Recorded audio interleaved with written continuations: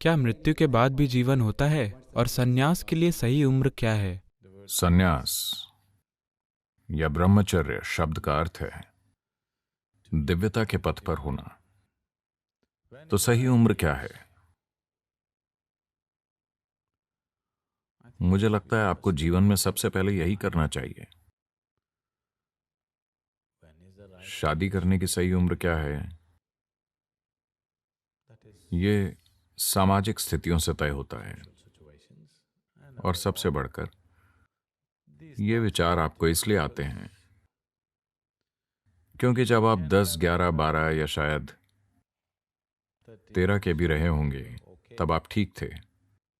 फिर अचानक हॉर्मोन्स का ये रासायनिक मिश्रण आपके सिस्टम में पैदा हो गया। अब आप देखते हैं और अचानक हर कोई अलग दिखने लगता है।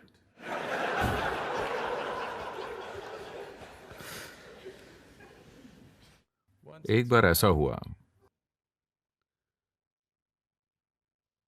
शंकरन पिल्लई एक पार्टी में गए और वहां से आकर उन्होंने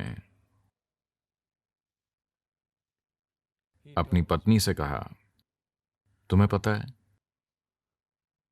शराब तुम्हें बहुत सुंदर बना देती है। पत्नी ने कहा, पर मैंने तो एक बूंद भी नहीं पी। तुमने नहीं, मैंने पी है।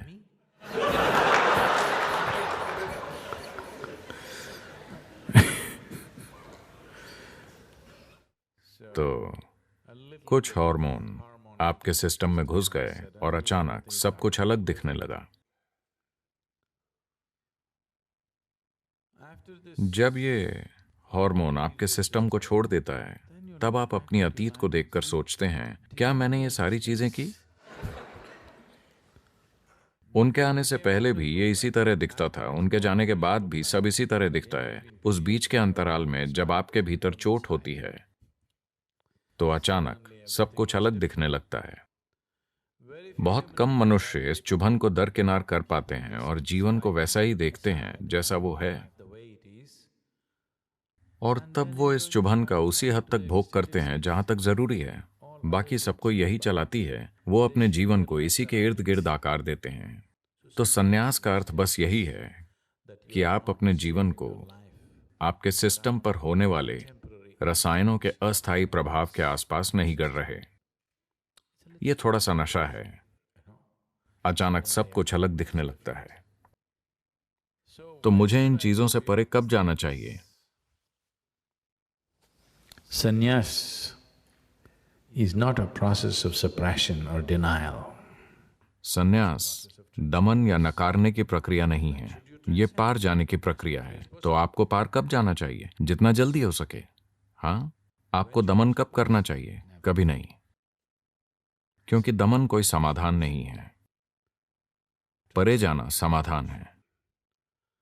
परे जाना सिर्फ समाधान नहीं है, ये उससे कहीं परे है, ये समस्या से भी परे है। तो जब भी हम अपनी सीमाओं में फंस जाते हैं, हम ये सोचने लगते हैं कि ये सीमा ही इकलौती सच्चाई है। ये सीमा इकलौती सच्चाई नहीं है। आपको याद ही है कि जब आप बच्चे थे तब कामुकता नहीं थी और इससे परे जाने की कोई बात नहीं होती थी, है कि नहीं? हाँ, तो ये एक बीच का दौर है। आपके भीतर होने वाली सभी अजीब चीजों का और आपके दिमाग में चलने वाले रोमांटिक विचारों का विश्वास मत कीजिए। प्रकृति चाहती है कि आप बस बच्चे पैदा करें। अगर ये आपको प्रेरित न करे तो आप ऐसा नहीं करेंगे। बच्चे के जन्म के दौरान दर्द होता है, पर फिर भी हमारी आबादी बहुत ज्यादा है।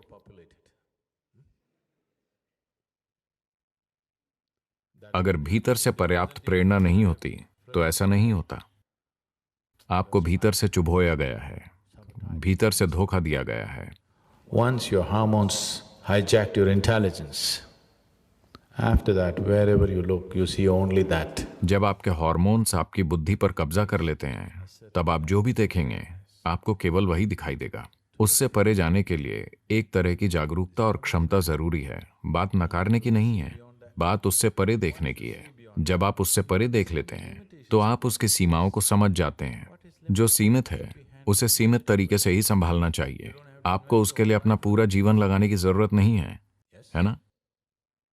आपके जीवन के एक छोटे से पहलू पर सिर्फ उतना ही ध्यान दिया जाना चाहिए। अगर वो आपकी चेतना में फैल जाए तो ये एक अपंग जीवन बन जाएगा। तो यही समझ संन्यास है। और जब आप में पार जाने की क्षमता हो तो हाँ, तो अब आप ये भी जानना चाहते हैं कि मृत्यु के बाद क्या होता है। मुझे लगता है कुछ चीजें आप अनुभव से ही अच्छे से जान सकते हैं, शादी की तरह। यह अनुभव से ही सबसे अच्छी तरह जानी जाती है। कोई आपको लाखों बातें बताएगा पर वो सच्चाई नहीं है ना? आपका अनुभव सच्चा है। इसलिए हमेशा से लोग पूछते आए हैं, लोग यही सवाल पूछते हैं, अगर आपको कोई ऐसा मिलता है जो एक गुरु है या ये उसका दावा है, तो तुरंत सबसे पहली चीज जो आप पूछते हैं, जीवन क्या है, मृत्यु क्या है? मैं चाहता हूं कि आप अपने सवाल को थोड़ी गहराई से समझें और देखें कि आप क्या पूछ रहे हैं। आप पूछ रहे हैं, मेरे जीवन की प्रकृति क्या है कि नहीं? जब आप पूछते हैं मृत्यु क्या है, मैं कहां जाऊंगा, तो आपका प्रश्न है कि इसकी प्रकृति क्या है, इस शरीर के बाद क्या होगा। तो आप पूछ रहे हैं, मैं कौन हूं? मैं पूछता हूं, आप मुझसे क्यों पूछ रहे हैं?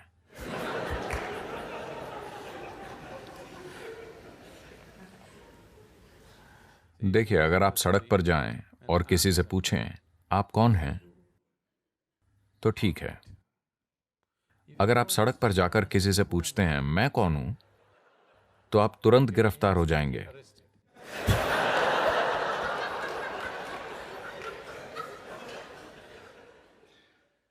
यह सिनसिनाटी एयरपोर्ट पर हुआ।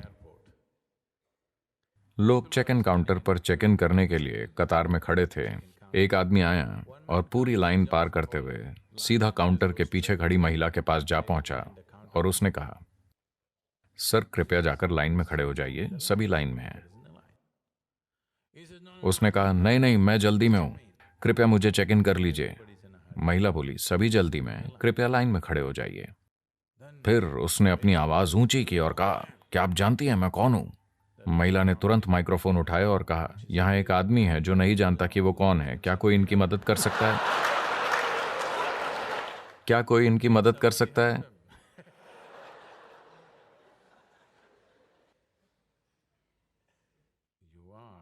आप अभी जीवित हैं। अगर आप जानना चाहते हैं कि ये क्या है, तो आपको यहीं देखना चाहिए, कहीं और नहीं। तो बदकिस्मती से आप मेरे साथ हैं। अगर आप सही तरह के आध्यात्मिक लोगों के साथ होते तो उन्होंने तुरंत आपसे कहा होता, आप आत्मन हैं, आप हर जगह व्याप्त हैं, आप सदा हैं, आप ये हैं, आप ईश्वर का रूप हैं। आप मुझसे ये बकवास सुनना चाहते हैं? उन्होंने आपको ये सारी चीजें बताई होंगी। अब ये मत सोचिए कि मैं आपको भ्रमित कर रहा हूं, क्योंकि मुझे ये कोशिश करने की जरूरत नहीं है। आप पहले से ही भ्रमित हैं। क्या मुझे उस दिशा में कोई कोशिश करने की जरूरत है? मुझे कोशिश करने की जरूरत नहीं है। आप पूरी तरह भ्रमित हैं, है ना? पर भ्रम में होना एक बेहतर अवस्था है, बजाय मूर्खतापूर्ण निष्कर्षों के। हाँ, बेवकूफी भरे निष्कर्ष निकालने के बजाय भ्रमित होना एक बेहतर अवस्था है। निष्कर्ष मतलब मृत्यु, भ्रम मतलब अभी एक संभावना है। हाँ या ना? भ्रम का अर्थ है अब भी संभावना है, आप अब भी खोज रहे हैं। निष्कर्ष मृत्यु है, आप खत्म हो गए, आपका मामला खत्म, मैं आत्मन हूं, आपकी कहानी खत्म। तो मृत्यु में क्या होता है, हमें कुछ समय में पता चल जाएगा। इस समय अभी क्या हो रहा है? अगर आप एक केला खाते हैं तो केला इंसान बन जाता है। अभी कुछ असाधारण हो रहा है ना? चलिए पता लगाते हैं अभी क्या हो रहा है। यहां अंदर कुछ है जो ब्रेड के एक टुकड़े को इंसान बना सकता है। हमें जरूर पता लगाना चाहिए कि अभी क्या हो रहा है। अगर आप अपने अस्तित्व की भौतिकता से परे कुछ अनुभव करें कि अभी क्या हो रहा है, तो शरीर खत्म हो जाने के बाद भी आपको पता होगा कि क्या हो रहा है। अगर आप उसे अभी नहीं जान पाते तो आप कैसे जानेंगे कि मृत्यु के बाद क्या है? So if you are looking for spirituality, for solace or for entertainment, you just came to the wrong place. तो अगर आप तसल्ली या मन बहलाने के लिए आध्यात्मिकता की खोज कर रहे हैं तो आप गलत जगह आ गए हैं। मैं कोई मनोरंजन करने वाला नहीं हूँ, ना ही मैं कोई तसल्ली बेचने वाला हूँ। अगर आप समाधान खोज रहे हैं तो हम आपके चलने के लिए एक मार्ग बना सकते हैं। कोई जवाब नहीं, आप समझे? आपके किसी भी सवाल के लिए मेरे पास कोई जवाब नहीं है। अगर सवाल सच्चा है, अगर सवाल खरा है, अगर अज्ञान की पीड़ा आपको बेचैन कर रही है, अगर नहीं जानने की पीड़ा सच में आपको परेशान कर रही है, तो मैं आपको एक तरीका दे सकता हूं। मैं आपको समाधान खोजने का तरीका बता सकता हूं, पर मेरे पास कोई जवाब नहीं है, क्योंकि सारे जवाब बस कहानियां हैं जो या तो आपको तसल्ली देंगी या आपका मन बहलाएंगी।